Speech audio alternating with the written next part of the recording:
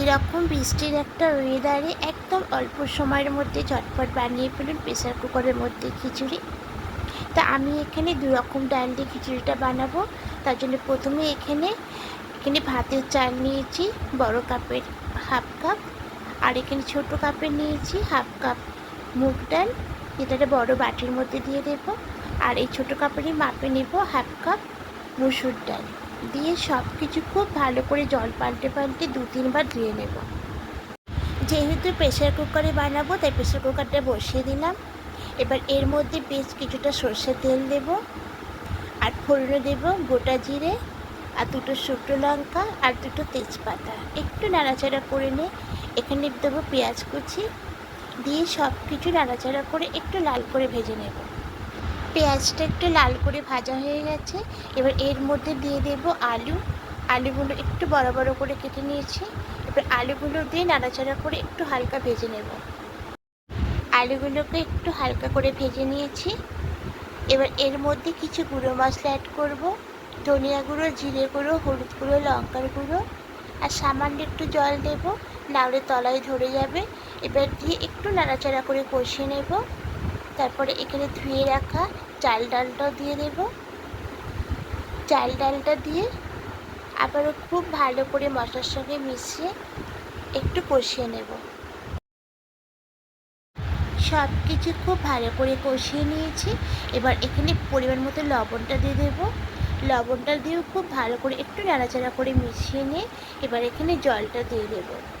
মাপটা ঠিকঠাক দিতে হবে, যেহেতু আমি ডালটা নিয়েছিলাম ছোটো কাপে হাফ কাপ করে, আর এখানে নিয়েছিলাম বড় কাপে একটু কম নিয়েছিলাম চালটা, তাই এখানে 2 কাপ হচ্ছে। চাল ডাল মিলিয়ে 2 কাপ হচ্ছে, তাই আমি এখানে জল দেব 4 কাপের থেকে একটু বেশি, যেহেতু খিচুড়ি বানাচ্ছি তার জন্য একটু বেশি দেব। এবার এখানে কয়েকটা কাঁচা লঙ্কা দিয়ে দেব আর সামান্য একটু সর্ষের তেল দেব, দিয়ে এবার প্রেসার কুকারের মুখটা আটকিয়ে নিয়ে এখানে 3টে হুইসেল করে নেব। ঠান্ডা করে নিয়েছি, এবার প্রেসার কুকারে ঢাকাটা খুলে নেব। দেখুন খিচুড়িটা একদম রেডি হয়ে গেছে।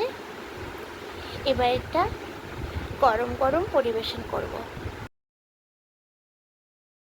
দেখুন খিচুড়িটা কত সুন্দর হয়েছে, জলের মাপটা ঠিকঠাক দিলে তাহলে এরকম করে খিচুড়িটা সুন্দর হবে। আর আমি আজকে বানিয়েছি খিচুড়ির সাথে এখানে হচ্ছে আলুর বড়া, একদম মুচে মুচে সুন্দর খেতে। রেসিপিটা পরে আপনাদের সঙ্গে শেয়ার করব। আর এখানে আছে ডিমের অমলেট আর পাঁপড় ভাজা। এবার এটা প্লেটের মধ্যে নিয়ে নেব। তা বন্ধুরা অবশ্যই জলের পরিমাপটা ঠিকঠাক দেবেন। যদি এখানে কোনো রাইস করা হয় বা পোলাও করা হয় তাহলে জলের মাপটা নিতে হবে, 2 কাপ চাল নিলে 4 কাপ জল দিতে হবে। আর যেহেতু খিচুড়ি বানানো হচ্ছে তার থেকে একটু জল দিতে হয় বেশি, তাহলে এরকম খিচুড়িটা হবে, নাহলে এটা শুকিয়ে ঝকমারে শুকনো হয়ে যাবে। তা আজকের রেসিপিটা কেমন লাগলো বন্ধুরা কমেন্টে অবশ্যই জানাবেন, আর একটা লাইক করে দেবেন। আর যারা পুরনো বন্ধুরা আমাকে কমেন্ট করেন, আমার পাশে আছেন, তাদেরকে অনেক অনেক ধন্যবাদ এভাবে পাশে থাকার জন্য। আর যারা নতুন বন্ধুরা দেখছেন এখনও পর্যন্ত সাবস্ক্রাইব করেননি, তাদের কাছে অনুরোধ রইল সাবস্ক্রাইব করে পাশে থাকার জন্য। আমিও আপনাদের পাশে থাকবো, আবার কোনো রেসিপি নিয়ে চলে আসবো। আপনারা ভালো থাকবেন। আজকের মতো টাটা।